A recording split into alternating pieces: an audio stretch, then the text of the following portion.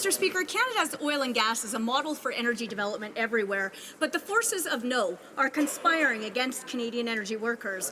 One said, and I quote, "2/3 of fossil fuels must remain underground." Who said that?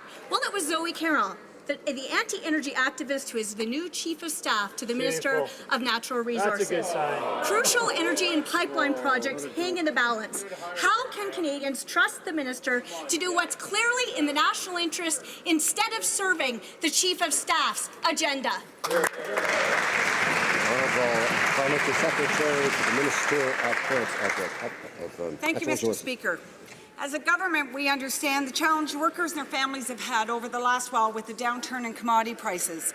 Our support for the energy sector, as was heard last week in this House, remains clear. The Prime Minister has clearly said we have approved the Kinder Morgan pipeline and we will stand resolute with that approval. Thank you.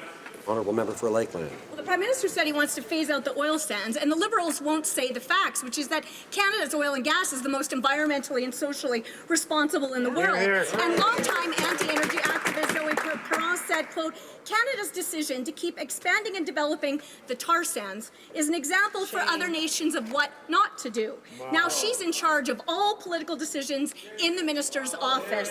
How can anyone possibly trust the Natural Resources Minister will champion the energy sector and get pipelines built when the forces of no are right at the top in his office? Yeah. Honourable Parliamentary Secretary to the Minister of Natural Resources. A moment ago, our support for the energy sector reflects a balanced approach that ensures the environment is protected, all the while creating good, well-paying jobs for Canadians. We did in 1 year what the previous government couldn't do in a decade.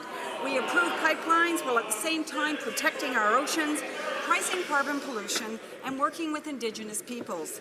We believe our approach positions Alberta and Canada's energy sector well to capitalize on economic opportunities going forward. Thank you, Mr. Speaker.